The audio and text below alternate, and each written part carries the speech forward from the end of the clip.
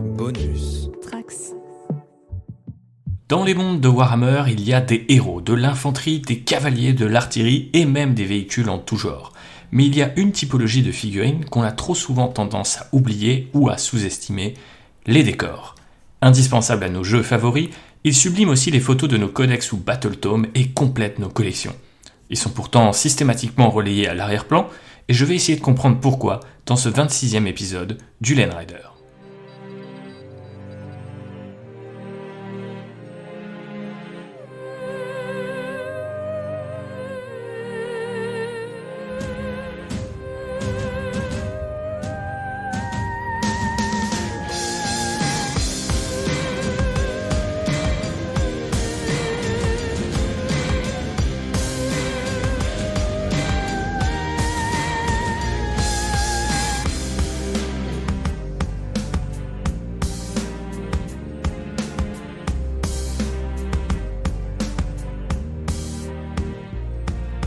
Bonjour à toutes et à tous et bienvenue dans ce nouvel épisode format Cyclope. Je serai aujourd'hui une nouvelle fois tout seul pour vous parler des décors et des terrains des mondes de Warhammer, comme vous l'aurez compris. Et avant toute chose, je voulais vous emmener dans l'histoire de cette gamme unique en son genre. Et vous allez voir qu'elle est un peu plus vieille et étendue qu'il n'y paraît. Alors petit disclaimer, je vais me concentrer sur les décors de Warhammer 40 000 car ils sont plus nombreux et plus anciens, mais tout ce qui vient après cette chronologie restera parfaitement valable, non seulement pour les spin-offs de Warhammer 40 000 comme Necromunda où il y a de très beaux décors, mais aussi pour Age of Sigmar et ses propres dérivés, je pense notamment à tous les décors qu'on a pu avoir pour Warcry. Donc voilà pour cette petite précision. Et maintenant, si vous le voulez bien, commençons par presque le commencement, non pas Rogue Trader, la première édition de Warhammer 40 000, mais bien la deuxième édition de Warhammer 40 000, la V2. Écoutez, l'époque où Warhammer 40 000 devient vraiment Warhammer 40 000, un wargame à part entière, avec des armées, plus d'unités, etc. Et effectivement aussi pas mal de décors.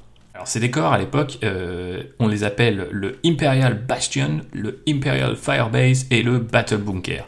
Et donc les plus vieux, que dis-je, les vétérans parmi les auditeurs et auditrices, se souviendront qu'il s'agit de décors en carton, en fait, en petites plaques cartonnées, avec quelques petites parties en plastique qu'on pouvait se coucher au préalable et qui permettaient d'assembler ces petites plaques entre elles pour un résultat, pour le moins... assez particulier. Je pense qu'effectivement par rapport aux décors qu'on connaît aujourd'hui, on peut déjà remarquer qu'ils sont relativement très colorés, mais aussi qu'ils sont beaucoup plus futuristes et beaucoup plus science-fictionnels que gothique ou baroque, ce que depuis on a eu l'habitude de voir partout sur nos tables de jeu.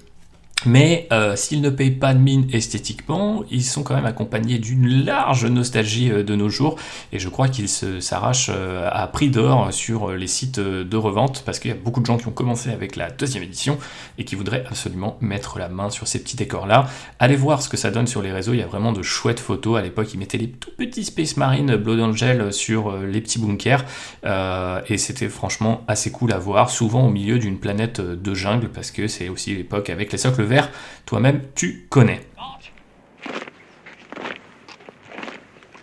On arrive à une sorte de deuxième ère pour le décor, ou plutôt une sorte de première véritable ère du décor entre la V3 et la V5. Le changement brutal est amorcé du coup avec la troisième édition, puisque dès le set de lancement, celui avec les Black Templars qui font face aux Eldar noirs, nous avons des décors. Et c'est la première fois que nous en avons des décors à proprement parler, avec des petites ruines qui ont clairement l'apparence d'une église. Donc on rentre dans ce côté gothique que j'évoquais tout à l'heure. Ces ruines-là sont accompagnées de pièges à chars, mais aussi d'arbres de jungle. Alors pour ceux qui les ont connus, vous vous souvenez peut-être qu'ils sont extrêmement chiants à assembler, puisqu'il y avait le tronc qui allait lui-même sur des branches, et après on avait ces espèces de têtes de parapluie, une sorte de gros dôme comme ça, de feuilles à assembler. Je pense que de manière générale, les arbres sont des kits assez compliqués et assez emmerdants à assembler, dans mes souvenirs en tout cas. Et ils tenaient pas beaucoup, donc quand on les mettait sur les tables de jeu, ils étaient tellement légers qu'on les renversait beaucoup trop facilement, et c'était pas vraiment pratique. Depuis, on a eu de bien meilleurs arbres, mais bref, petit instant nostalgie pour moi qui ai découvert les décors avec cette boîte grâce à mon ami Raphaël qui l'avait eu, je crois, pour commencer sa découverte de Warhammer 40 000. Bref, ça c'est la V3, mais sous la V4, on rentre dans une ère de diversification avec du coup une navette écrasée pour Bataille pour Macrage. Alors Bataille pour Macrage, il faudrait peut-être qu'on lui consacre un podcast un jour ou aux différents sets de lancement, une espèce de tier list, je ne sais pas. Bataille pour Macrage, c'est vraiment un set de départ qui était très chiche. En figurine, mais qui avait effectivement ce beau décor. Je crois que c'était une navette Aquila qui est écrasée, enfoncée à moitié dans le sol. Et je trouvais que ce décor avait vraiment de la gueule. Encore aujourd'hui, il est très recherché parce que je crois pas qu'il ait été édité par la suite à part. Et donc, effectivement, on avait tout de suite, ce côté cinématographique du champ de bataille. Mais ce que les gens retiennent plus, peut-être encore que cette navette écrasée, c'est la Sainte Trinité qui se développe là aussi sous la 4e édition. Donc, ce sont les décors qu'on appelle le Sanctum Imperialis, la Basilica Administratum et le Manufactorum. Donc Sainte Trinité parce qu'on a d'un côté le côté religieux, administratif de l'Imperium et de l'autre le côté industriel avec le Manufactorum.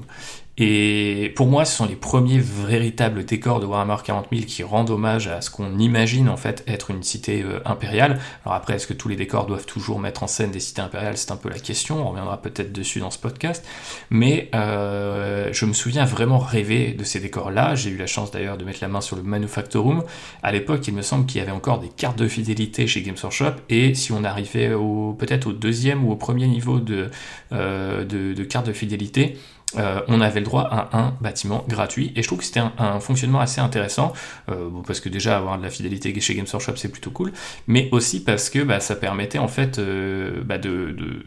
d'acheter son armée, on va dire, dans ses achats réguliers, et d'être récompensé par une petite table de jeu qui grossit petit à petit. Bref, ces décors-là, ils sont super. Ils ne sont peut-être pas aussi modulables que ceux qu'on a connus depuis. Encore que ils fonctionnaient assez bien entre eux, on pouvait les mélanger. Et d'ailleurs, les Games Workshop, les boutiques et même les fans, en fait, ne s'en privaient pas. Par contre, on sent que c'était peut-être fait un peu moins pour le jeu et un peu plus pour l'esthétique. On voit notamment que les hauteurs ne sont pas exactement égales à une mesure en pouces, qu'il y a des reliefs qui sont, je pense à des espèces de petites crânes qui sont sur les trappes du Manufactorum, qui vous empêchent parfois de poser certains socles qui n'ont pas la profondeur, enfin le débossage nécessaire pour pouvoir être placé correctement sur la plateforme sans être un petit peu en équilibre sur le plat, le front de ces crânes. Donc il y a plein de petits détails comme ça qui sont assez savoureux, mais qui ne sont pas effectivement super adaptés pour poser vos figurines, ce qui est un petit peu dommage puisque c'est souvent ce qu'on demande un décor. Mais bref, voilà pour la Sainte Trinité, qui fut rejointe ensuite par des barricades urbaines et des barricades orques. Rappelez-vous, c'est aussi l'époque de guerre urbaine et de city fight, je ne sais plus. Et donc, effectivement, on a ces suppléments, ces codex qui sont entièrement dédiés au combat urbain et qui forcément sont très portés sur les décors.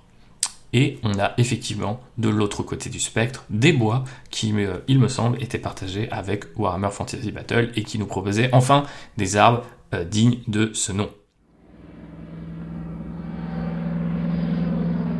Passons ensuite à une nouvelle ère, celle de la V6 et de la V7, sans doute la plus complexe de l'histoire de Warhammer 40 000, un petit peu la moins alléchante aussi, on va pas se mentir, mais là encore les décors se sont multipliés, donc je vais me concentrer sur les principaux, parce qu'il y en a eu pas mal qui sont sortis à cette époque-là, et on a vu notamment la diversification revenir avec le retour du Bastion.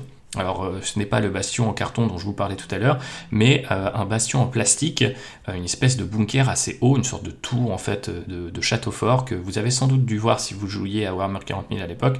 Récemment il a été d'ailleurs je crois réédité par Games Workshop en made to order, c'est-à-dire que vous pouviez le commander et il le faisait spécialement pour vous.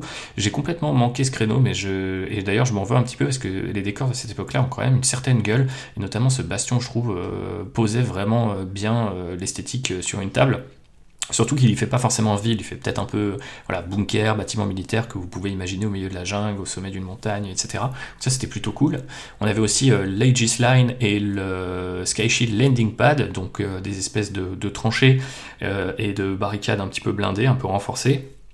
Et pour le Sky Shield Landing Pad, c'était effectivement une piste d'atterrissage un petit peu impressionnante et qui fonctionnait bien. Globalement, cette génération-là, l'Aegis Line, c'est une ligne, comme son nom l'indique, donc c'est peut-être un peu moins le cas, mais c'est vrai que le bastion et la plateforme d'atterrissage, on les imaginait tout de suite très très bien au centre d'une table, quoi. Ça vous pose une ambiance, et c'est vrai que quand à l'époque je jouais notamment au Games Workshop de Reims, il me semble qu'on avait ces décors-là, et c'était plutôt très agréable de les placer sur table. On avait aussi l'énorme Shrine of the Aquila, qui était un énorme kit avec un très gros aigle à la surface, décor très gothique, très impressionnant aussi. Donc là, on commençait à rentrer vraiment dans des décors très cinématographiques, je trouve. Et autre nouveauté, on avait aussi des premiers décors de faction à proprement parler, avec la forteresse de Rédemption, donc qui est un décor inspiré des Dark Angel. Puisqu'après tout, en V6 et en V7, les Dark Angel étaient à l'honneur avec le box set, le set de lancement de Warhammer 40 000, pardon, je confonds les termes anglais et les termes français, vous j'espère, me pardonnerez. C'était un décor, celui-là, assez impressionnant, une sorte de bunker qui est complété par une tour avec un ange sur la surface de cette tour, des petits missiles cachés, plein de petits détails, des portes blindées, il y a une sorte d'interface pour taper son code. Enfin, il y a vraiment ce côté un petit peu forteresse des Dark Angel qui emmènent leurs déchus, qui en ont peut-être semé un petit peu partout comme ça, des bases à droite à gauche dans la galaxie. Donc c'est vrai que c'était assez surprenant de miser là-dessus, mais ça fonctionnait assez bien avec les poster boys de l'époque qui étaient nos amis les Dark Angel. Et je dois dire que j'ai peint ce décor quand justement je travaillais en remplacement Games Workshop de Reims, ça a été très court, mais c'est à cette époque-là que le décor déjà un petit peu entamé, j'avais rajouté quelques détails parce que je le trouvais vraiment beaucoup trop stylé et qu'il le méritait. Bien sûr, on voit aussi un peu plus tard des décors émerger sous forme de système à part entière. Donc on a le mur des martyrs par exemple qui se compose de tranchées et de bunkers. On a les Aquila Strong Points qui sont aussi de vrais petits fortins qui sont compatibles avec le mur des martyrs. Et on a l'apparition d'un mobilier urbain, donc ça c'est un peu plus tard sur la V7, avec des conteneurs, les pipelines de Promethium et 2 types de réacteurs, ainsi que des décors taux, 3 décors taux qui font aussi système, donc c'est le Tide Wall. Et ça c'est plutôt intéressant parce que à part quelques barricades orques juste avant et quelques décors Eldar qui sont souvent en fait dans l'ordre du post-apo, voilà, une espèce de lieu un peu mythique redécouvert, on n'avait pas eu finalement de système à part entière, et les taux s'en offrent un, ce qui est plutôt assez logique puisque les taux ont aussi des villes, sont aussi un empire implémenté à un endroit précis de la galaxie. Donc j'avais trouvé ça super cool, même si je crois ne jamais les avoir vus en vrai, ce qui est un petit peu dommage. Je sais pas s'il y a des joueurs taux qui nous écoutent, mais si c'est le cas, envoyez-nous des photos parce que ces décors-là ont quand même l'air d'être vachement cool. Et donc effectivement, là, on sent que les bâtiments, en tout cas pour Warhammer 40 000, se modernisent, qu'il y a vraiment l'idée de faire une sorte de système pour que les décors soient, en fait, une gamme de décors soit finalement compatible avec ces différents éléments modulables, etc. Ce qui était peut-être déjà un petit peu le cas de la Sainte Trinité dont je vous parlais tout à l'heure, mais là c'est encore plus le cas et ça va l'être encore plus avec le renouveau de Warhammer 40 000 sous la V8 et la V9. Qui dit renouveau du jeu dit renouveau des décors, et donc là on a 2 nouveaux systèmes qui apparaissent. Il y a d'un côté le Fronteris, ce sont des espèces de bâtiments industriels assez épais, avec des murs assez épais, et on a le secteur Imperialis. Donc le secteur Imperialis qui a été assez largement développé. On retrouve finalement dans ces 2 systèmes la trinité administrative, religieuse, industrielle des décors impériaux dont on parlait tout à l'heure, mais c'est vraiment la partie industrielle qui va dominer sur la durée. Parce qu'on va trouver des conduites, des passerelles, d'autres générateurs.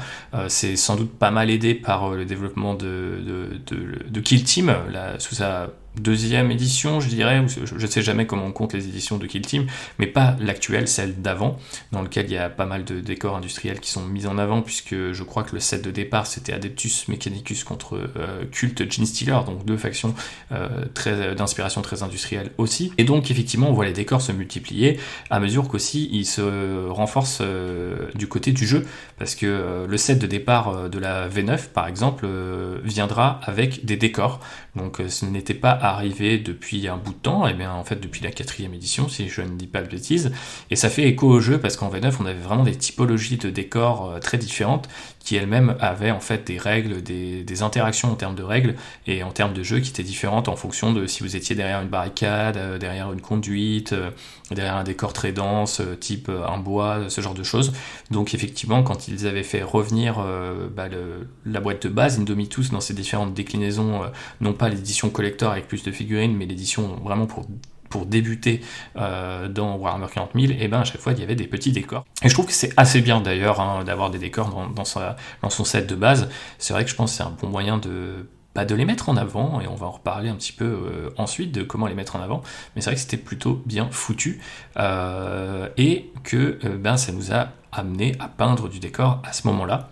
Tout comme la sortie de Kill Team, cette fois sous l'édition actuelle, à l'heure où j'enregistre ce podcast du moins, puisque là on a des décors vraiment très très chouettes. C'est une ville orque. En fait, on voit des petits détails sur les décors qui laissent entendre que c'était plutôt une sorte de ville impériale, mais que reconvertie par les orques, recyclée par les orques. Et donc, comme à Age of Sigmar, on voit sous cette V8 puis cette V9, en fait, une multiplication des décors de factions. Que ça soit pour les Space Marines avec leurs bunkers, les Space Marines du Chaos qui ont une espèce de Stargate, la Death Guard qui a des cheminées, les Necrons qui ont des monolithes, le Gene Stealer Cult avait une foreuse qui a disparu sous la V9 qui était jouable, mais c'était une sorte de grosse foreuse qui plongeait dans le sol. Bien sûr, il y a des décors Eldar. Bon, bref, effectivement, Games Workshop se multiplie aussi du côté des décors de factions, ce qui est un élément dont on va reparler. Personnellement, je suis pas hyper fan de l'idée des décors de factions, mais c'est vrai que ça permet d'avoir des tables thématiques assez intéressantes. Je pense que ce sont finalement les orques qui remportent assez haut la palme, parce qu'entre le Make Shop et les décors de Kill Team, il y a vraiment l'occasion de se faire une table de jeu made in Games Workshop, mais entièrement à la thématique des orques. Ce qu'on a d'ailleurs fait avec mon cher JB que j'embrasse, où on avait l'habitude de se battre dans une ville qui était à moitié impériale et à moitié recyclée par les orques, ce qui est toujours plutôt cool d'un point de vue cinématographique et immersion. Enfin, on passe à la V10. Alors pour l'instant, pas de nouveaux terrains à l'horizon. Certains néanmoins ont des règles, notamment la nouvelle Aegis Line pour la garde impériale, je pense à ça. Mais il se trouve que les règles du couvert, de manière générale, par rapport à ce que je disais sur la V9 tout à l'heure, ont été grandement simplifiées. Donc c'est une gamme qu'on pourrait finalement développer, mais à voir, parce que le jeu de ce point de vue là c'est quand même grandement modifié au sens de la simplification. Maintenant tous les décors donnent à peu près le même bonus et assez facilement. Donc est-ce que Games Workshop a encore l'intention de développer cette gamme de décors? J'imagine que oui, mais on n'a pas forcément de pistes particulières pour le moment. Donc à défaut, je voulais vous proposer une espèce de petite wishlist de ce qu'il pourrait nous offrir par la suite. Et je vais commencer avec du relief. Il y a eu pendant un temps une table de jeu modulaire Games Workshop qui intégrait directement du relief, ce qui était assez difficile à utiliser et franchement pas pratique, parce que voilà, à ranger c'était un calvaire, ces espèces de dalles comme ça texturées qui étaient hyper chiantes à ranger. Mais je trouve que l'idée d'avoir du relief, ça pourrait être vraiment très très cool. Alors souvent ça fait des grosses pièces en plastique, donc effectivement un peu chiante à produire, un peu chiante à ranger. Mais c'est vrai qu'il y aurait un moyen, je pense qu'il y aurait de la place pour des morceaux de relief qui seraient pratiques à utiliser, dans le sens où étudier pour placer au moins une dizaine de figurines au socle 32 mm par exemple, des choses comme ça, parce que jusqu'à présent, les tentatives que Games Workshop nous a offert par le passé, j'ai l'impression qu'elles n'intégraient pas cette logique de jeu et de praticité. Donc ça pourrait être vraiment cool d'avoir, je sais pas, des petites collines, des choses comme ça. On a souvent des cratères qui forment quelque part un petit peu de relief, mais c'est par espace un petit peu négatif, donc je trouve que c'est souvent un petit peu surcoté. Qu'est-ce qu'il faudrait faire? Creuser dans une table? Je ne sais pas, peut-être, vous me le dites. Autre chose que j'aimerais beaucoup voir, c'est des routes impériales. Ça, je pense que ce serait vraiment très cool. Là aussi, ça ajouterait peut-être un petit peu de relief. Encore une fois, il y avait eu des dalles d'inspiration Warhammer 40 000 avec des routes, des trottoirs, etc., mais qui étaient une nouvelle fois pas pratiques. Moi, j'imaginais plus les équivalents, vous savez, un peu de ces plaques Lego qu'on utilisait pour construire des villes, et bien un peu la même chose, une sorte en fait de bande de plastique modulaire qu'on pourrait mettre au milieu de la table et qui pourrait facilement être, voilà, on pourrait lui ajouter, je sais pas, des petits lampadaires, des petits caniveaux, des choses comme ça qui pourraient être clipsés ou collés autour de ça. Je pense que ça pourrait être super intéressant. De manière générale, je pense qu'en fait multiplier le mobilier urbain renforce en fait cette impression d'immersion. Donc je sais pas, des cabines téléphoniques, j'ai toujours imaginé qu'il y avait des trucs comme ça un petit peu vieillots dans l'Imperium, des panneaux de publicité, et puis peut-être des véhicules, en fait, des véhicules civils. On a vu 2-3 véhicules industriels dans les décors qui ont été produits sous la V8 et consorts, que je trouve vraiment très très cool, et que j'ai monté moi-même, mais j'aurais envie de voir voilà, une Peugeot, une Renault de l'Imperium à moitié cramée, cassée, servir un petit peu de couvert. Je trouve que ça pourrait être vraiment intéressant, peut-être même des motos ou un tram, enfin je sais pas, des choses comme ça. Je pense que ça pourrait être vraiment très très cool. Tout ce côté un petit peu transport, je trouve, manque un petit peu pour l'instant. Et puis bien sûr on pourrait imaginer énormément de décors qui sont inspirés par des factions. Je pense notamment aux Votann, donc les ligues de Votann sont revenus relativement récemment maintenant. Ils sont par essence des explorateurs, donc pourquoi ne pas finalement les mettre en scène avec une petite base, une sorte d'avant-poste d'exploration façon un poste au milieu de l'Antarctique, vous imaginez assez facilement, ou une base lunaire, ce genre de choses. Je pense que ça pourrait être très très cool et renforcer aussi un petit peu la présence des Votann depuis leur sortie. D'ailleurs, si ça vous intéresse de savoir qui sont les Votann, n'oubliez pas qu'on a un épisode qui leur est entièrement consacré, ce qui est assez inédit pour une faction relativement récente dans l'histoire de Warhammer 40 000. Bien sûr, des décors tyrannides. Alors là, pour moi, c'est la véritable inconnue. Pourquoi Games Workshop n'a pas sorti de 3 décors tyrannides avec la V10 ? Je trouve ça un petit peu dommage, parce qu'on aurait pu imaginer que tout le monde, y compris des gens qui ne jouent pas avec ou contre les tyrannides, auraient aimé se mettre un peu en mode Léviathan, avec peut-être les restes, se battre sur une planète où l'invasion tyrannide a été stoppée, ou alors elle va commencer, on le sait, parce qu'on voit l'apparition d'étranges constructions biomécaniques, les espèces de cheminées, enfin je sais pas, des choses comme ça. Je pense que ça pourrait être très très cool, et ça pourrait beaucoup plaire aux joueurs tyrannides et Genestealer Cult aussi. Donc voilà, ça je pense que ça pourrait être très facile à faire et très intéressant. Et puis enfin j'avais 2 idées qui sont un peu plus improbables.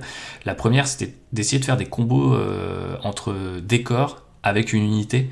À l'époque, je crois que c'était à la V4, ça avait peut-être un petit peu été fait par la suite.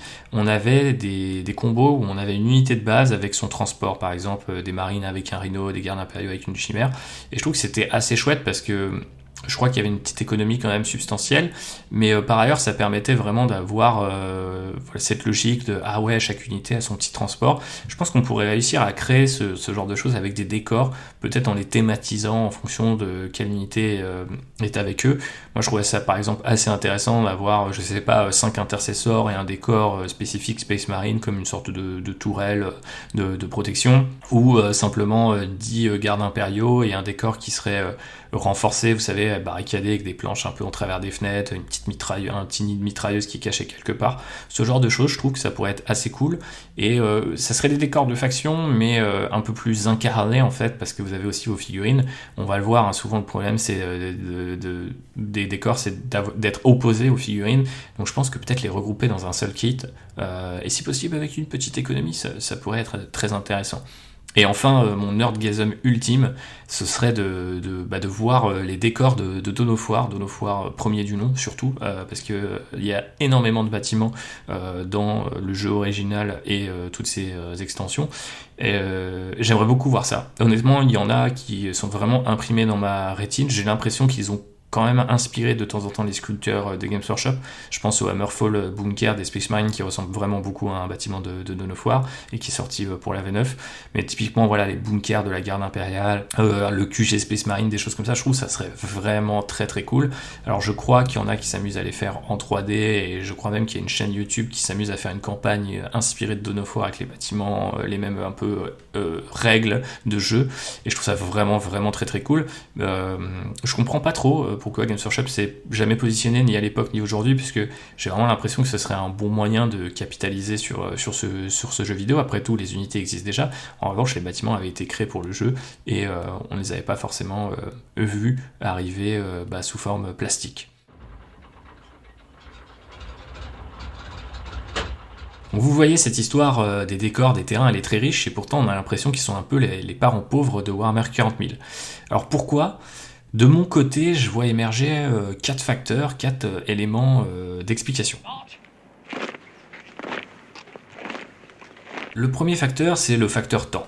Le temps, c'est un problème pour tous les hobbyistes, quel que soit le projet. On a déjà du mal à faire face à ce problème. Effectivement, quand est-ce que je vais pouvoir peindre mon armée, cette unité, avant tel tournoi, pour tel game, etc. Bon, on se met des contraintes dans tous les sens. Donc effectivement, face à nos armées, nos unités, etc., les décors ont tendance à passer un petit peu au second plan. On a déjà du mal à peindre les unités qu'on a envie de peindre, alors les décors, ça passe... derrière, ça passe après tout ça, et donc forcément ça ne les met pas spécialement en avant. Par ailleurs, les décors sont souvent des kits assez impressionnants en termes de taille et de surface, donc ils demandent du taf et donc du temps. Il y a également le facteur prix, qui dit gros kit dit kit cher, et comme tous les autres produits Warhammer, les décors sont chers. Donc c'est la même logique qu'avec le temps, finalement, on investit déjà tellement en temps et en argent pour nos armées, pour nos unités favorites. Passer ensuite sur les décors, c'est une espèce un peu de double peine. Voilà, on remet la main au portefeuille, on se remet sur l'établi pour un bénéfice qui est peut-être moins visible, en tout cas dans l'immédiat. Et puis pour habiller une table, il faut beaucoup de décors, donc le coût est assez vite multiplié, et ça revient peut-être quasiment à collectionner 2 armées, les décors d'un côté, et puis l'armée qu'on a vraiment envie de jouer de l'autre. Troisième élément de réponse, je pense que c'est l'accessibilité. À l'heure où j'enregistre ce podcast, on est en octobre 2023, Games Workshop sur son site ne vend que 23 éléments de terrain. On remarque qu'aucun système parmi ceux que j'ai présentés plus haut pour Warhammer 40 000 n'est complet. Donc les 23 éléments de terrain sont vraiment pour Warhammer 40 000, il y en a un petit peu moins pour Age of Sigmar. Mais il n'y a pas de pack non plus. Donc vous savez, une sorte d'assemblage de kits qui soit nous offrirait une économie substantielle, ou soit nous permettrait d'avoir déjà une table toute faite. Ça a été le cas en V9, je crois au début de la V9, il y avait un ensemble de kits. Je suis pas sûr que Games Workshop nous ait offert une promo à l'époque là, mais au moins ça vous permettait de voir, ok, là je vais avoir un petit cylindre, des petites conduites, ce petit générateur. Vous voyez ce que vous achetez, vous n'avez pas besoin de commencer à piocher parmi les rayons et de vous dire il me faut un peu de ci et un peu de ça. Franchement, allez faire un tour sur le site de Games Workshop pour vous en rendre compte de à quel point c'est cette gamme pourtant très riche et pourtant très récente. La plupart des kits datent de la V8 ou de la V9 pour Warhammer 40 000 et un petit peu éclaté entre plein déjà de systèmes de jeu, Warhammer 40 000 de l'autre, Kill Team, Necromunda, etc. Mais donc il n'y a vraiment pas de solution, on va dire, un peu clé en main pour se lancer, et ça rend, je trouve, l'achat et tout simplement le modélisme autour des décors moins accessible. Et enfin, mon dernier élément de réponse, c'est peut-être la visibilité.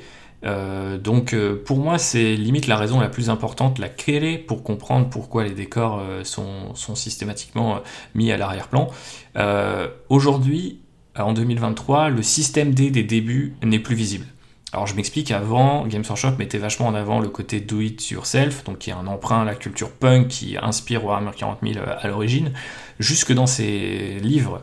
Donc dans le livre de règles, par exemple de la 3e ou la 4e édition, dans un livre que j'ai redécouvert récemment, par exemple celui de Apocalypse, première édition, où vous faites des très grandes parties de Warhammer 40 000, vous voyez des gens qui font des décors avec...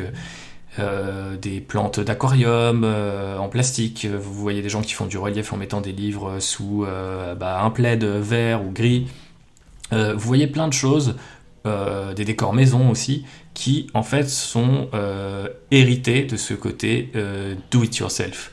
Et c'était revendiqué par Games Workshop. Games Workshop vendait quelque part, ça et là, des barricades, des bâtiments, mais nous disait, globalement, utilisez ces bâtiments si vous voulez, mais sinon, voilà, tentez de faire le champ de bataille de vos rêves, et aussi, parfois, c'est compliqué à le faire comme ça, spontanément. De nos rêves, ça demande du temps et de l'argent, comme on l'a dit, mais peut-être qu'entre-temps, on peut quand même déjà s'amuser à faire un truc relativement qualitatif avec du coup notre propre contenu, que ça soit du coup un plaid, des livres ou des décors faits maison, et on peut s'amuser vraiment avec ça.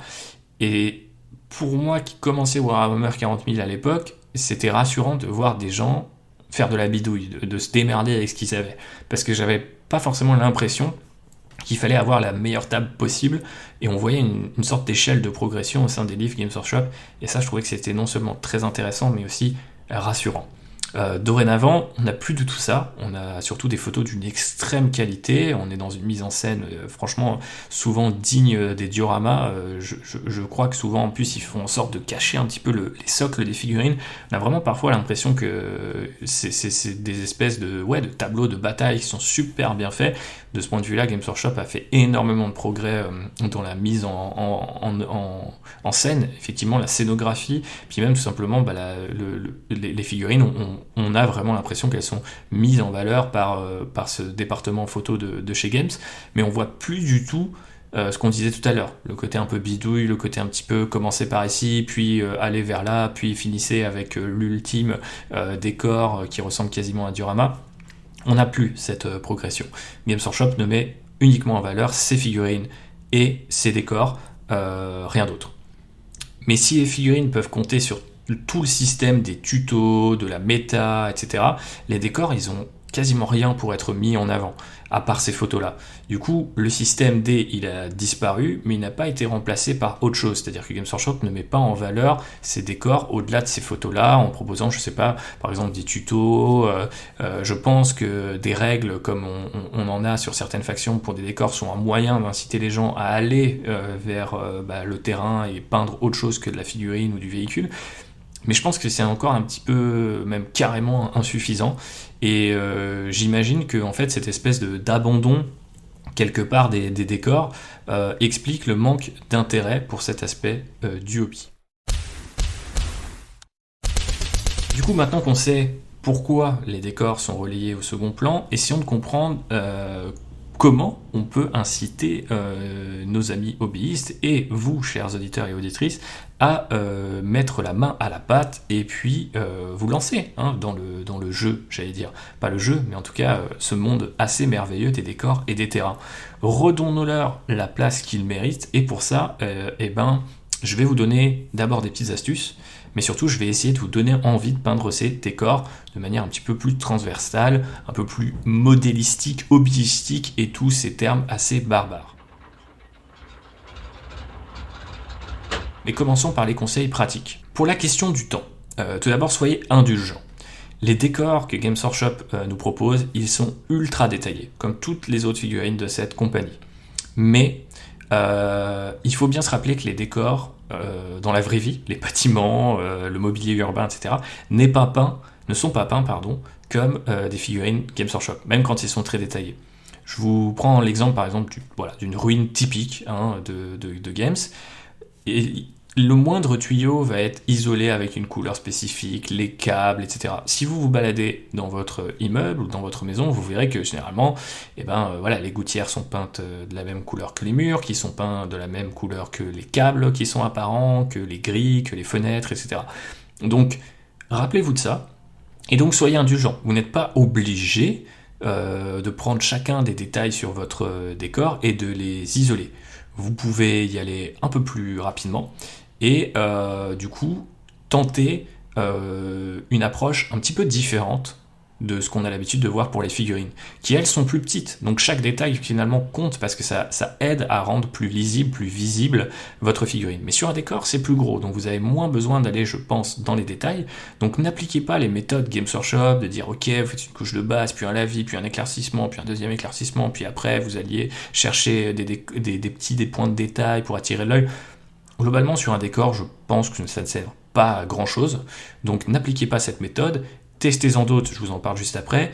Et puis vous pouvez aussi tout simplement, pour aménager votre temps, vous tentez un décor entre deux étapes ou deux unités. Typiquement, quand on a un lavis qui sèche sur 10 figurines, ça peut être assez long. Si vous avez un petit bout de ruine qui traîne, moi j'ai essayé de faire ça ces derniers temps, ça marche assez bien, ça permet de faire complètement autre chose, on est sur une autre surface, et c'est un moyen de mobiliser votre temps sans aller forcément faire autre chose, quitter l'établi hobby. Je trouve que c'est plutôt intéressant. Et on peut appliquer ça vraiment à plus grande échelle en disant entre deux unités ou entre deux projets, tiens, je me fais 4 décors parce que ça me permet d'embellir ma table. Côté prix, il y a une astuce toute simple, c'est de partager. Parce qu'après tout, les décors, ils profiteront à plusieurs joueurs. Donc moi, j'ai toujours été assez partisan de cette technique-là. Ce qu'on a fait avec Jean-Baptiste, par exemple, c'est que je suis venu partager l'effort. Parce que quand je dis partager, c'est pas forcément juste le prix, on va dire monétaire, mais aussi un peu le prix à payer, le fait de peindre. Parce que c'est vrai que souvent, c'est un joueur qui achète tout, puis après, c'est sa table. Mais bon, s'il joue pas, il a l'air bien con. Il a investi dans toute cette table et personne ne vient jouer avec lui. Puis il faut aussi peindre. Donc on peut partager un petit peu les efforts et monétaires et aussi l'huile de coude en faisant des sessions de peinture à plusieurs et puis tout simplement aussi en réfléchissant à comment on fait. C'est-à-dire s'il y en a un qui va quelque part stocker tous ces décors, peut-être que on peut quand même l'aider, lui filer un petit billet pour acheter les décors parce qu'on sait que ça nous profitera. Soyez un petit peu collectiviste, soyez un petit peu partageur du côté des décors. Moi ça m'a jamais choqué, je sais que JB par exemple avait repeint mon premier Manufactorum et il est toujours chez lui et je compte bien lui laisser parce que il l'a repeint intégralement pour le mettre aux couleurs du reste de notre table. C'est une table qu'on a fait un petit peu à deux, il la stocke, c'est bien normal que je l'aide soit financièrement aussi, que je vienne en peindre chez lui. Ce qu'on a fait, c'est d'ailleurs devenu un petit running gag, je vous fais une confession, il suffisait de me payer, paraît-il, un kebab pour que je vienne peindre des décors. Donc voilà, n'hésitez pas à faire la même chose chez vous, vous me trouvez un très bon kebab et je viendrai peindre chez vous. Blague à part, effectivement, mettre un peu tout ça en commun, ça aide pour le prix. Autre astuce, c'est le marché de l'occasion, notamment avec Imperium, le principe donc du magazine achète le numéro 1 à 3€ seulement, que sais-je. Il y a énormément de décors dans Imperium. Moi, j'ai pu récemment mettre la main sur 5 à 6 décors pour Imperium, je pense pour à peu près 70€ à raison de 10€ pour le fascicule. Donc vraiment, on peut se faire une table, franchement pour 70 balles, vous avez déjà de quoi remplir une table Warhammer 40 000, donc ça c'est plutôt bien. Faut aller chiner un petit peu sur Vinted, sur le Bon Coin, etc., mais ça se fait relativement bien. Donc n'hésitez pas à faire ça, et d'ailleurs j'en profite pour dire que globalement le système Imperium, le système du magazine qui alterne entre des figurines et des décors, franchement, c'est super stylé et c'est exactement ce que je disais dans le côté installez-vous un petit peu du temps et puis entre deux unités, vous faites des décors. Je sais pas s'il y a vraiment des gens qui commencent le hobby avec Imperium. Je sais que Mélodie de la chaîne War Adventure, il me semble qu'elle le fait et qu'elle découvre un petit peu les trucs comme ça. Mais moi, je trouve que ça doit être quand même un certain kiff de voir un peu sa collection grandir comme ça à un rythme un petit peu presque prédéterminé. Mais j'avais trouvé que la façon dont ils avaient arrangé les choses entre figurines et décors fonctionnait assez bien. Et puis enfin, pour le prix, il y a toujours le système D, dont on parlait tout à l'heure. Moi, il y a un exemple qui m'a beaucoup marqué, c'est celui des Tau dans la 3e édition, donc leur premier codex, il me semble. Je crois qu'ils expliquaient, ou en tout cas, il y avait une petite phrase qui nous disait, voilà, les décors que vous voyez, les décors Tau, c'est des pots de fleurs en plastique retournés. Et ils ajoutaient des petites pièces inspirées des kits Tau, donc notamment des véhicules, je crois. Où il les collait carrément ces pièces-là, si vous en avez en rab, ça peut être fait.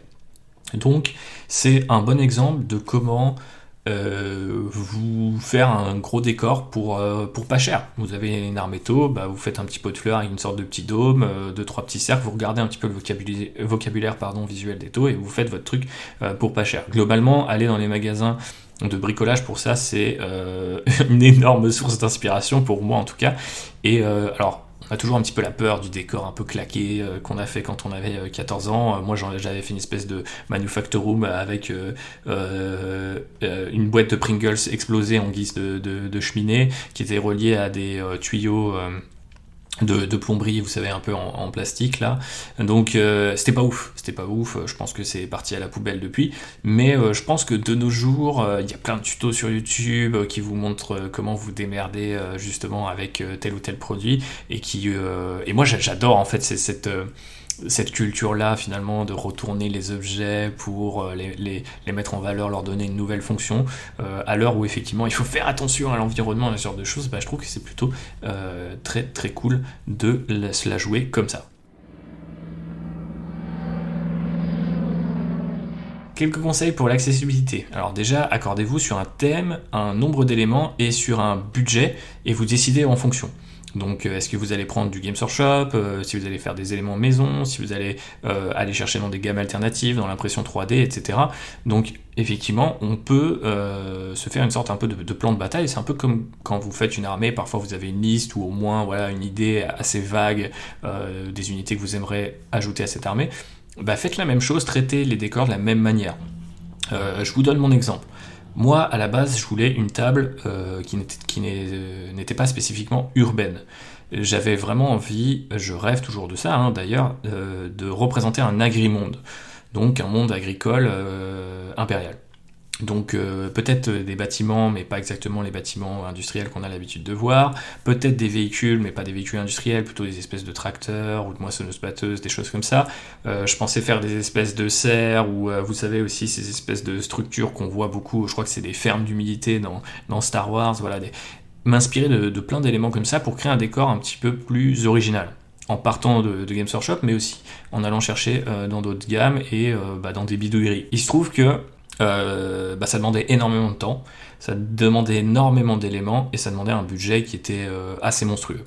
Donc forcément, quand vous avez déjà envie d'avancer dans votre armée, Garde Impériale et Black Legion pour moi, et puis peut-être faire un petit peu des Age of Sigmar et un petit peu de Kill Team et un petit peu de Warcraft, ça devient très compliqué de faire passer les décors au premier plan. Donc voilà, je suis moi-même un exemple de cette finalement tendance à faire passer les décors derrière. Mais je me suis dit, bon, par contre, avoir une table, maintenant j'ai un petit peu plus de place, je fais plus de parties, il faut quand même qu'on ait une belle table, quoi. Merde, Raphaël, avec qui je joue beaucoup, avait beaucoup de décors Age of Sigmar. Donc je me suis dit, bon, je vais mettre sur 40 000. Quels sont les éléments qui m'intéressent. Donc j'avais repéré 2-3 ruines, j'avais repéré aussi les pipelines, j'avais les véhicules industriels déjà dans ma pile of shame. Donc je me dis, bon, très clairement j'ai déjà du truc industriel, c'est chiant, j'avais envie de cet agrimonde, je ne peux pas le faire maintenant, mais est-ce que avoir des décors finalement c'est toujours pas intéressant pour mettre en valeur nos figurines, nos parties, et puis ça m'incitera à en faire plus, et peut-être aussi à compléter ces décors industriels. Ça se trouve il y en a certains qui fonctionneront avec l'idée d'un agrimonde. Donc je me suis lancé. Et voilà, j'ai regardé un petit peu, grâce à ce même Raphaël, ce qu'on avait sur Vinted, ce qu'on avait sur le Bon Coin, et qu'est-ce qu'on pouvait choper avec Imperium. Et globalement, comme je vous dis, pour à peu près 70 balles, j'ai récupéré 7 ou 8 décors, et il y avait franchement du beau monde. Donc c'est possible. Il faut simplement, par contre, je pense un petit peu se décider sur un plan d'action, un certain nombre de décors que vous aimez ou que vous n'aimez pas, que vous pensez pouvoir peindre vite, etc. Donc faut penser un petit peu en amont, mais ça permet de compenser un petit peu ce manque d'accessibilité. Vous donnez un petit peu des objectifs, et vous vous lancez, et voilà. N'hésitez pas à revenir aussi sur vos idées, peut-être que c'est mieux d'avoir une table qui a de la gueule, quitte à ce que ça ne soit pas la table de vos rêves, que de jouer dans des tables plates sans décor ou avec des décors tout gris. Et enfin, pour la visibilité, eh bien, mettez en avant vos décors en les prenant en photo comme des figurines à part entière, pourquoi pas. On peut aussi imaginer leur raconter une histoire. On en parlait dans notre avant-dernier épisode. Le côté fluff, ça peut être intéressant de le développer aussi. Ça se trouve, vous avez une idée. Je vous parlais de mon agrimonde, mais vous avez envie de représenter un monde où, je sais pas, la moitié du continent est contrôlé par les taux et l'autre par les humains. Donc vous allez faire des cités qui sont un mélange des deux. Enfin, il y a plein de choses qui, je pense, vont vous permettre de vous plonger, de vous donner envie dans les décors et de leur donner la visibilité, l'attirance qu'ils méritent. Et puis un dernier conseil, puisque je l'ai utilisé un petit peu récemment, mettez le décor dans le fond de vos vitrines, de vos cabinets d'exposition, si vous en avez. Ça fait la diff, honnêtement. Juste les ruines côté ouvert en fond, plutôt que d'avoir le mur ou juste le miroir de la vitrine.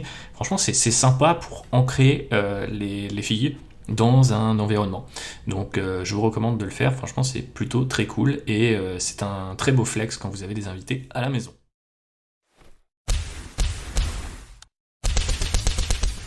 Terminons avec un bref éloge du décor, les raisons qui m'amènent à faire ce podcast, ce que j'ai essayé un petit peu de mettre de côté pour vous convaincre. Alors tout d'abord, moi, je trouve que les décors, c'est reposant. Plus encore qu'avec d'autres figurines, les décors sont pas forcément destinés à être vus de près, donc comme je le disais tout à l'heure, ils sont un peu plus intelligents avec vos erreurs ou avec votre flemme. Donc vous reprenez l'exemple des vrais bâtiments, vous pouvez sauter des détails, être un peu moins appliqué, sans ruiner le résultat final. Et donc les peindre, et même déjà les monter, mais les peindre ensuite peut être reposant, voire même carrément relaxant. Moi je sais que je me mets énormément de pression et je prévois beaucoup mes armées à l'avance, j'ai envie qu'elles aient tel look, tel type de conversion, je travaille le fluff. Je fais pas tout ça avec les décors. Je me contente en fait de dire tiens, c'est un moyen de rendre ma table plus jolie, j'ai pas forcément besoin d'avoir tous les détails de près, ultra bien faits, etc. Si je veux, je peux, d'ailleurs c'est la beauté des figurines Games Workshop, et elles sont extrêmement détaillées, donc si vous avez toujours envie finalement quelques mois plus tard je sais pas, il y a des petits claviers pour ouvrir à des portes, il y a des projecteurs, il y a des lampes, vous pouvez ajouter ces détails si l'envie vous prend quelques semaines après.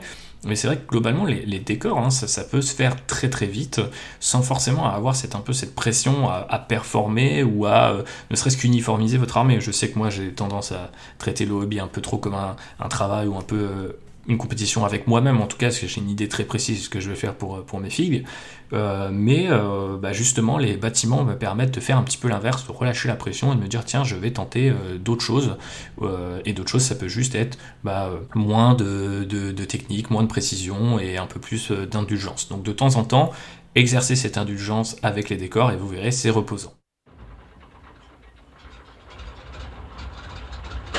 Des décors, c'est aussi stimulant. Déjà, c'est parce que c'est un bon palette cleanser, comme disent nos amis britanniques. Donc, c'est un trou, c'est un digestif. Ça vous permet de passer à autre chose, non pas brutalement, mais voilà, vous étiez sur, je sais pas, beaucoup de textures, un peu de chair, de cuir, etc. Vous allez passer à un véhicule, faites-vous un bâtiment entre temps. Ça peut être sympa parce que vous êtes plus sur des surfaces lisses, un peu plus brutes, un peu plus métalliques, etc. Donc c'est toujours un peu l'occasion de faire une sorte de reset, je trouve, les décors, et ça c'est assez agréable. Et c'est surtout l'occasion de tester plein de techniques nouvelles, alors soit moins connues, ou soit difficilement applicables sur de plus petites figurines. Donc encore une fois, les décors, ils pardonnent plus volontiers grâce à leur large surface, donc vous pouvez essayer des techniques qui marchent peut-être moins sur des figurines, par exemple au format un petit garde impérial sur son socle de garde son socle de garde impérial, donc oui, son socle de 25 mm, ça peut être un petit peu compliqué de faire par exemple du stippling. Vous savez, vous trempez votre pinceau dans la peinture et puis plutôt que de l'utiliser un petit peu comme un stylo, comme un pinceau classique, vous allez tamponner, vous allez limite planter la peinture sur une surface. Ça peut être intéressant pour créer de la texture, et typiquement sur des figurines ça peut être un peu galère et ça peut être très peu précis. Sur un bâtiment vous avez plus de surface, et par ailleurs une surface assez lisse, et puis ça peut rendre compte de l'usure un petit peu des bâtiments, franchement sans trop forcer. Donc le stippling est une bonne technique à utiliser sur les bâtiments. Vous pouvez aussi essayer l'aérographe, ça a été mon cas, les lavis à l'huile, qu'est-ce que je peux vous dire d'autre ? Bien sûr le brossage à sec ou la peinture à l'éponge, les pigments, et puis il y a plein de peintures maintenant avec des effets d'usure en tout genre qu'on trouve non seulement chez Citadel, mais aussi dans d'autres gammes. Et je trouve que c'est limite ça qui est le plus intéressant avec les décors, c'est que c'est une espèce de cadre un peu vierge sur lequel vous pouvez tester des techniques parfois un peu barbares, un peu lourds. Le lavis à l'huile, c'est un peu salissant, c'est la même chose pour le weathering à l'éponge, etc. Vous avez peut-être un peu peur de le faire sur du véhicule ou même sur vos figurines. Là, faites-le sur les bâtiments, exercez-vous là-dessus. Franchement, le résultat sera souvent très impressionnant et finalement assez réaliste. Parce que l'idée c'est que si vous surchargez comme ça d'effets d'usure, ou qu'est-ce qu'on peut trouver d'autre, plein d'effets de textures différents et tout, sur un bâtiment ça aura l'air à peu près normal parce que l'œil se souvient un petit peu de ce qu'il voit dans la nature, j'allais dire, c'est pas naturel mais vous comprenez l'idée. Donc franchement c'est pour ça que les décors sont assez stimulants, je trouve, créativement parlant. Ils sont aussi satisfaisants parce que si on revient à leur taille, bah, les peindre et les compléter, c'est une source de fierté assez immense. Et franchement, je le recommande. Pour moi, ça a été un gros boost pour l'ego hobbyistique. Après avoir fini des ruines relativement rapidement, on se dit waouh, c'est quand même cool. J'ai fait ces ruines-là en une soirée et c'était très plaisant. C'est un peu le même feeling qu'on peut avoir peut-être avec les peintures contrastes. Voilà, il y a des gens aujourd'hui, ils vont pas à un niveau de peinture qui est super avancé, ils le disent eux-mêmes, ça ne les intéresse pas forcément, mais ils ont tout de suite ce boost à l'ego de dire ah bah mon unité est complétée, bah je vais en faire une autre. Bah pour les décors, appliquer un petit peu la même technique en utilisant ces techniques de peinture dont je vous parlais tout à l'heure, mais aussi en vous disant bah ouais j'ai fait un décor enfin un décor c'est un gros kit quoi, j'ai fait un truc assez balèze, je le mets dans ma vitrine et puis bah ça me donne envie d'en faire d'autres et ça me rend assez fier. Donc l'essayer, c'est l'adopter. Je sais que c'est pas forcément quand on pense à des kits qui nous rendent fiers, on imagine tout de suite soit des héros, soit des grosses pièces, mais ça peut être aussi des décors qui ont cette qualité-là bien cachée, peut-être un peu plus discrètement, mais franchement, faites-le et vous verrez, c'est quand même assez satisfaisant. Et puis bien sûr, c'est l'occasion de se familiariser avec d'autres échelles. Si comme moi, vous avez un petit peu peur de ces fameuses grosses pièces, bah, vous pouvez passer par les bâtiments pour vous donner du courage. Et enfin, peut-être même surtout, eh bien les décors c'est puissant.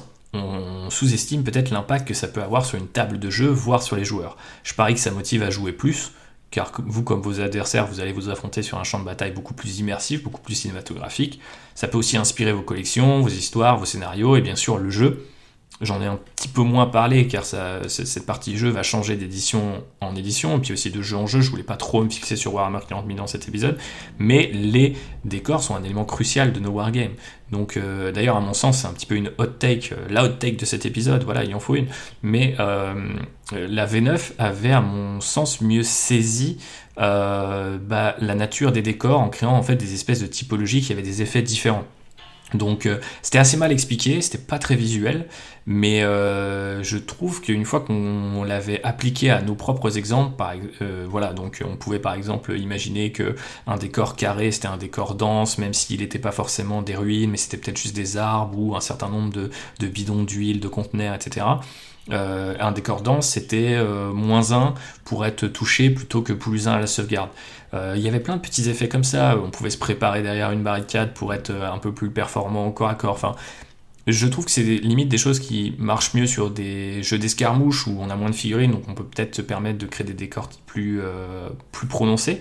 Mais là, honnêtement, ce que fait la V10 avec un décor qui en gros est un +1 de sauvegarde, et s'obtient très facilement dès que vous êtes à moitié masqué, à moitié ou juste un peu masqué par un bout de décor, c'est moins bien. Je trouve que c'est moins finalement photo réaliste et c'est moins intéressant je trouve en termes de jeu. J'avais vraiment l'impression qu'une fois mis à plat, les règles de la V9 pouvaient être vraiment être cool, et je sais qu'avec Jean-Baptiste on avait l'habitude de se dire ok on va mettre du dense ici, du lourd là, du léger pour avoir plein de petits effets, et puis c'était parfois un petit peu la course de dire ah ouais là je vais me prendre une grosse douche, faut que j'aille me mettre sur le couvert. Ça crée des opportunités qui je trouve en termes de jeu sont intéressantes, mais même en termes de comment le jeu raconte une histoire. Ouais, on imagine les gardes impériales se dire ok là on a cet élément de ruine, on peut se foutre dedans, on sera plus difficile à toucher, et je trouvais que c'était vraiment très intéressant. Malheureusement, ça a un petit peu disparu au profit de plus de simplicité, donc en fait on va pas vraiment s'en plaindre non plus, mais moi je trouve que c'est puissant en fait d'avoir ces différentes règles sur le champ de bataille et de les voir interagir avec vos figurines, et c'est sûr que si vous jouez sur une table qui ressemble plutôt à une plaine ou alors les décors se battent en duel, c'est un peu triste. Donc voilà, sous-estimez pas l'impact que ça peut avoir de foutre 2, 3, 4 ruines en plus, ou même une petite conduite. C'est assez marrant ces trucs-là de conduite, des espèces de petits pipelines, vous les posez sur le décor et tout de suite ça fait Warhammer 40 000 parce que vous imaginez que ça fait partie d'une plus grosse usine au loin ou ce genre de choses. Donc lancez-vous et vous ne regretterez pas, vous allez pouvoir vous connecter à cette puissance des décors. Voilà tout pour aujourd'hui, les amis. J'espère que je vous aurai donné envie un petit peu de vous pencher sur cette question des décors, des terrains, appelez ça comme vous voulez. Je voulais quand même terminer avec une petite partie hobby, puisqu'on me la demande souvent. Je vais commencer par le modélisme. Eh bien, ces derniers temps, j'ai fait des décors, parce que c'est eux qui inspirent cet épisode. Donc, je vais pas spécialement revenir dessus. Je l'ai déjà fait en long, en large et en travers, mais vraiment, je trouve que c'est finalement assez stimulant, alors qu'au départ, j'avais pas forcément envie de m'y mettre. Donc je me suis surpris moi-même, d'où cet épisode. J'ai aussi fait un escadron de Lehman Russe. Donc c'est notamment aussi pour ça que j'avais pas envie de faire ces décors, parce que j'avais 3 Lehman Russe sur mon établi. Alors j'ai longtemps résisté à l'idée d'ajouter plus de tanks alors que je suis un fan de la garde impériale, c'était un peu bizarre. J'imagine que c'était parce que j'étais plus jeune, il y avait une question de prix, puis peut-être aussi une question de taille, comme je disais tout à l'heure, hein, les grosses pièces ça me fait toujours un peu peur. Mais là c'est devenu carrément une zone de confort hein, de faire ces tanks. Je le savais, à chaque fois que j'en fais un, je me dis vraiment c'est quand même un kiff, mais je sais pas pourquoi j'ai jamais réussi à vraiment, peut-être le fameux AQG de troupes dont on a parlé il y a quelques épisodes, mais jamais vraiment réussi à me coller à l'idée de je vais faire que du véhicule, que du véhicule. J'ai besoin d'infanterie, j'ai besoin de personnages auxquels identifier, peut-être que les véhicules, on s'y identifie un petit peu moins. En tout cas, sur ces 3 Lehman Russe, j'ai pu d'abord tester les techniques sur le premier, et les dérouler sur les 2 autres. Donc l'aérographe avec le chipping medium, des techniques de wavering en tout genre, et c'était franchement super plaisant, d'autant plus plaisant que j'ai offert une seconde vie à ces kits, puisqu'il y en a 2 que j'ai récupérés d'un ancien collègue de chez Tindalos Interactive, Edouard, que je salue s'il nous écoute, et le dernier c'était mon premier Lehman Russe, qui avait été converti, et là a été déconverti si j'ose dire, puisque j'ai un petit peu retaffé sa coque, notamment le blindage avant, que j'ai un petit peu dissimulé derrière des sacs de sable sculptés en green stuff. Mais voilà, c'est assez marrant de comprendre le parcours de ce Lehman Russe qui a été converti pour être plus gros avec une coque plus large quand je l'avais acheté. Puis finalement, je me suis dit que la silhouette du Lehman Russe fonctionnait très bien. Je ne sais pas pourquoi je ne l'aimais pas à l'époque, peut-être qu'elle n'était pas assez impressionnante ou elle ne faisait pas assez Panzer pour moi, mais voilà, là il est redevenu à peu près standard, avec quand même 2-3 petits trucs assez sympas, donc ces fameux sacs de sable, j'ai mis des chaînes qui les retient, j'ai mis plein de petits éléments qui viennent du nouveau kit de la Sentinelle, donc des espèces de caisses de munitions, des armes, des sacs en tout genre, des toiles, etc., de camouflage. Donc j'ai vraiment kiffé peindre ces 3 chars-là. Ça rajoute beaucoup de points à mon œuvre d'armée garde impériale. Et puis je n'ai qu'une envie, c'est d'en faire d'autres. Donc j'en ai encore, je crois, 3 en stock des chars. J'ai un Rogaldorn que m'a offert Jean-Baptiste. J'ai mon Badblade que j'ai eu pour mes 30 ans et je vais doucement sur les 32. Donc il va vraiment falloir que je me bouge.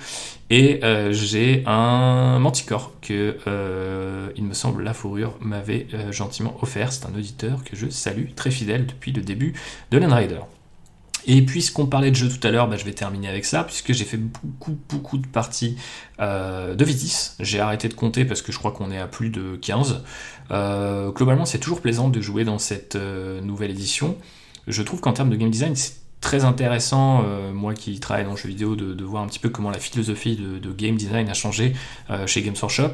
Je pense qu'en V9, on était vraiment du côté des additions et des multiplications, les règles étaient toujours plus nombreuses, les interactions qu'elles avaient entre elles, elles étaient aussi toujours plus nombreuses, donc c'était assez exponentiel, il fallait vraiment venir avec un cerveau bien préparé pour retenir toutes les règles. Cette fois, on est plutôt dans une ère de la soustraction. On prend les datasheets qui nous concernent, les règles sont sur les datasheets, on ne va pas forcément apprendre les règles des datasheets, des unités qu'on ne joue pas. Si on choisit un détachement, la plupart pour l'instant de toute façon n'en ont qu'un, mais les Tyrannides et les Space Marines commencent à avoir leur codex, donc eux ils en ont plusieurs, mais en fait on retient que les règles, les stratagèmes et les améliorations de ce détachement, donc je trouve ça intéressant la façon dont ça compartimente un petit peu le game design pour éviter qu'on ait une quantité pléthorique de contenu et de possibilités stratégiques à retenir. Je trouve quelque part que ça permet aussi de revenir à un jeu peut-être plus stratégique. Quand on a des options limitées, je trouve qu'on est sur un jeu qui est plus instinctif, où la stratégie, la tactique, etc. va être plus spontanée, et je pense va mieux briller que quand on est le nez plongé sur ces 24, ou je ne sais plus combien de stratagèmes on avait par armée, c'est complètement indécent, j'avais vraiment l'impression que c'était pénible la façon dont le jeu avançait, c'était beaucoup trop là j'aurais pu faire ça, attends ici il y a potentiellement un truc que je pourrais faire, mais c'est un peu comme si on appuyait sur pause toutes les 30 secondes, c'était pas vraiment très intéressant. Je trouve que la V10 laisse un peu plus place au jeu lui-même, et aux unités elles-mêmes et moins aux interactions, c'est-à-dire qu'on va faire avec des traits de seigneur de guerre, avec des stratagèmes, voilà. En fait, les sous-couches autour du jeu, je pense, prennent moins de place, et donc le jeu lui-même ressort un peu plus brillant, un peu plus intéressant, je trouve. Vraiment, il n'y a pas énormément de choses qui ont changé, hein, quand on regarde finalement de près, on a l'impression qu'il y a plein de petites règles en plus, plein de changements qui sont très déterminants. La partie elle-même, le déroulé de la partie change pas beaucoup, hein, même sur la létalité, ils avaient quand même annoncé qu'on serait sur quelque chose d'assez réduit niveau létalité. Finalement, pas vraiment, enfin ça dépend un petit peu les armées et la typologie des attaques, mais beaucoup de tirs quand même globalement qui restent très violents. Mais je trouve qu'effectivement le jeu lui-même a tendance à être plus intéressant et en tout cas plus visible. J'ai vraiment l'impression qu'en fin de V9, une édition par ailleurs que moi j'ai beaucoup apprécié, parce que mes deux codex, Garde Impériale et Space Marine du Chaos, étaient vraiment très bon, quoi, et très savoureux, sans être ni complètement dégénéré en termes de règles, ni complètement raté ou à côté de la plaque. Donc j'ai beaucoup surtout joué celui de Space Marine du Chaos, que celui de la Garde Impériale, est sorti très tard. Mais je trouve que c'est intéressant de revenir sur cette V9 et de voir en fait comment il y a tout un paradigme, hein, finalement, qui a changé pour la V10 de manière assez discrète. C'est-à-dire que c'est pas du tout les éléments que Games Workshop mettait en avant qui changent, c'est beaucoup plus quelque chose de très diffus, de presque philosophique, de dire maintenant on est sur un truc très porté sur les mécaniques de base, sur le moteur de règles de base, sur les unités plutôt que les stratagèmes et tout. Donc il y a un changement qui s'est fait, dont j'ai l'impression d'ailleurs les analystes méta et très portés sur le jeu ne rendent pas forcément compte. Donc si vous débutez et que là vous avez l'impression que je fais tout un charabia, ne vous inquiétez pas, c'est moins compliqué qu'il n'y paraît, mais surtout, penchez-vous sur cette philosophie-là. Si typiquement la V9, ou même peut-être déjà la V8, vous donnez l'impression que il y avait trop de choix, il y avait trop de choses à faire en amont de la partie, et puis pendant la partie, on va dire entre deux phases ou entre deux unités, la V10 revient à quelque chose, je pense, de plus intellectuellement libérateur. Et je pense que finalement, c'est pas forcément moins stratégique pour autant. Au contraire, je pense que peut-être ça met en avant les joueurs qui vont utiliser le moindre des éléments à leur disposition, plutôt que d'aller chercher les bonus qui étaient souvent doubles sous la forme d'un pouvoir ici, d'une relique là-bas, d'une unité quelque part ailleurs. Donc franchement, non, je pense que cette édition 10 est plutôt bien partie. Il y a pas mal de réactivité aussi de la part du Games Workshop pour corriger les choses qui ne vont pas. Donc c'est assez plaisant de jouer, je m'ennuie toujours pas, même si j'ai mis la priorité sur la Garde Impériale.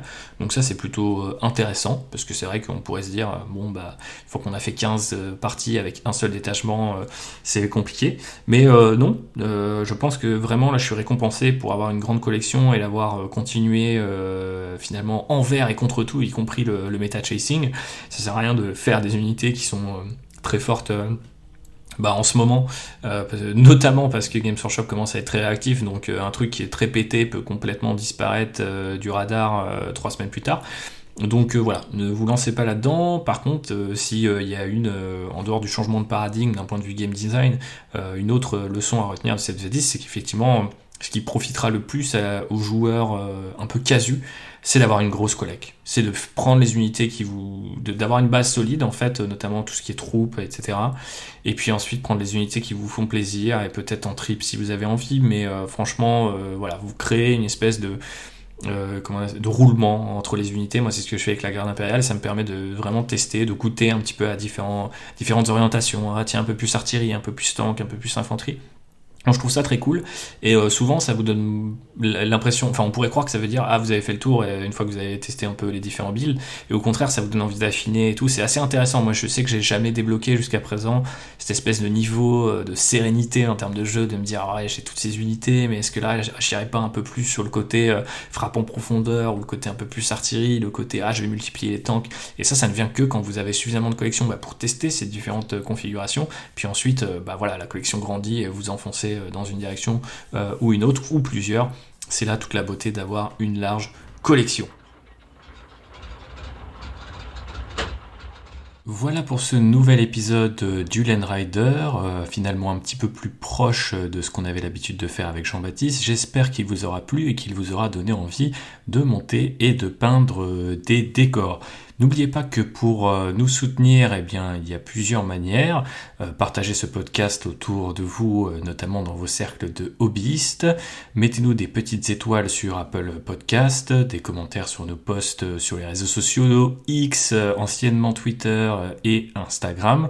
Et vous pouvez également vous procurer chez Third Edition l'ouvrage Dans les méandres de Warhammer 40 000, Sculpter la guerre, qui du coup est disponible depuis début septembre et auquel nous avons consacré notre épisode précédent, si vous voulez un petit peu de making of, et une version finalement écrite de ce podcast avec la même qualité d'analyse, on l'espère.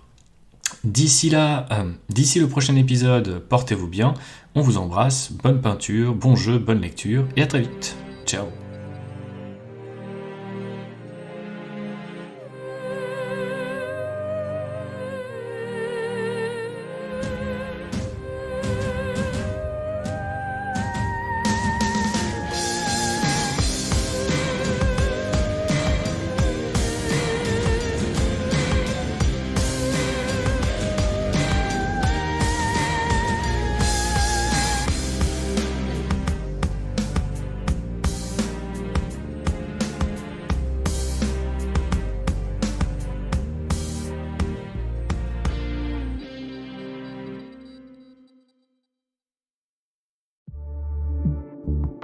Bonus. Trax.